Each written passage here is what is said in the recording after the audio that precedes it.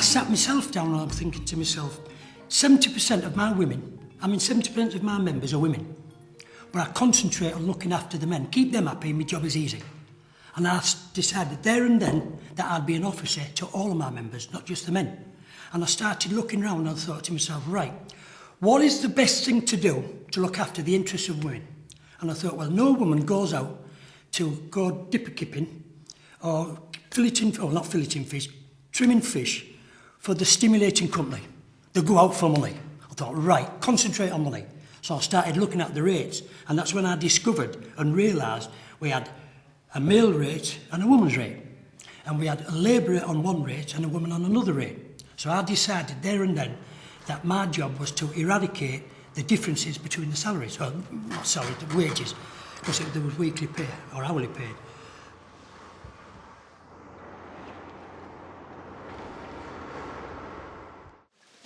Job as sure, because I went there to Navy. John Bogg died young, didn't he? Johnny Bogg, he died quite young.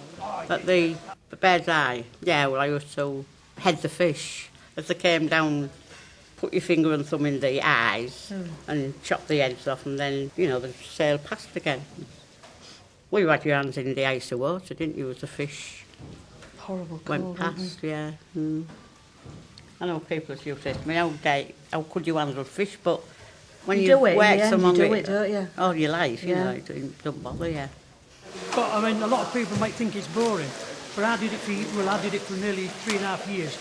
And a good filleter can know what he's doing, but be somewhere else. My mind was always somewhere else, so the job never became boring, and that's why I didn't mind filleting. I enjoyed the job actually. I just moved on to new things. Yeah, I worked at Bird's Eye for 7 years, but I started off on the packing line. But to be honest, it didn't agree with me, because when the lines used to run along and you was constantly watching, I started to feel sick. So I don't know how the women used to stand, packing on the lines. But some had done it for years and they didn't think nothing to it, But it made me feel sick. So I got taken off and I got more of a manual job where I was stripping big blocks of fish on a big platform, pushing it along the belt, and then that'd chop that into fingers. And I worked there for, did I say 7 years? No, sorry, it was 5 years I worked there. And we had some really good times there. I'm sad to see the place going, really, because it's been part of the community for years.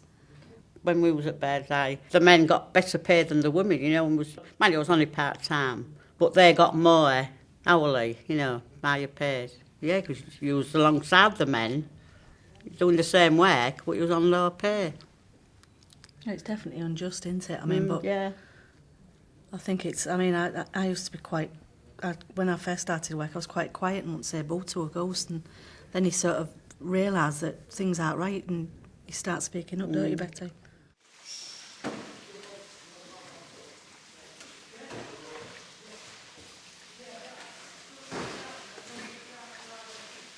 So I started off, I went back to the Smails's lasses and says, right, I'm now prepared to put your claim in. So I put the claim into the tribunal, managed to convince the tribunal that an expert should be appointed, got the expert appointed, and he produced his independent expert's interim report. And I've always said it, I didn't know whether to have a nervous breakdown, go on sick, or resign, because it was 59 pages long. I don't even know what the hell he was talking about. Because unless you was a job evaluation expert to just understand it, I was struggling.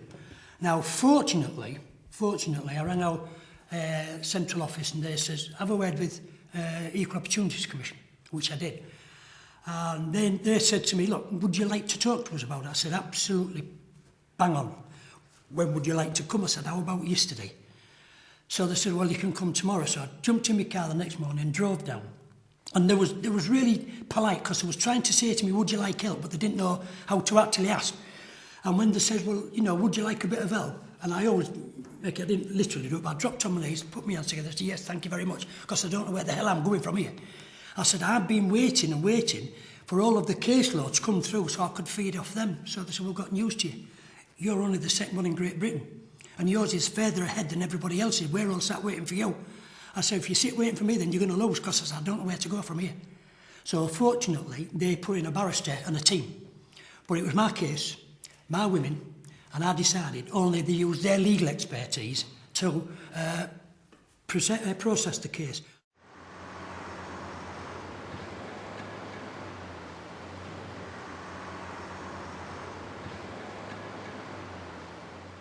Now, I used an argument to the tribunal chairman, and to his eternal credit, he accepted it. What I said was, near enough has got to be good enough.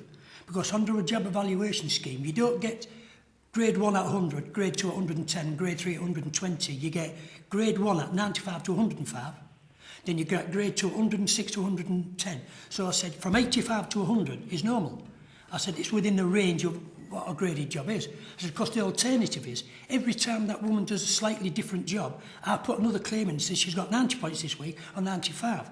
So I said, we should argue that near enough is good enough and you should accept it. And he did. And what he ruled was that all of the women there qualified, although he says those who are more highly skilled, I can only give them the basic rate because that's how your comparator is. So we won the equal pay and they actually got paid out within a fortnight.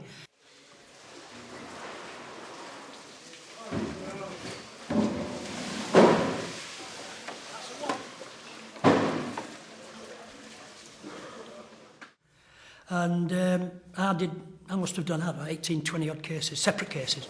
And that was mainland cases, but we were riding on the backs of some cases, there might be another 3 or 4 companies who agreed to pay whatever I won on them, so they didn't have the expense.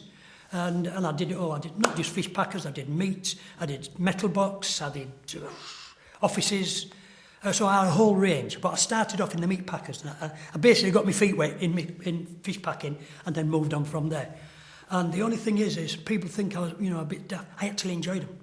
I enjoyed doing the case. I enjoyed winning the cases for the women. To see some of them, and Britfish, we actually got 5 years back pay because it took me 2 years to do the case, but it'd already been running for 3 years, so you're entitled to back pay from 2 years prior to the time you put the claim in. And then it came out at 5 years back pay. I mean, it was brilliant, absolutely brilliant.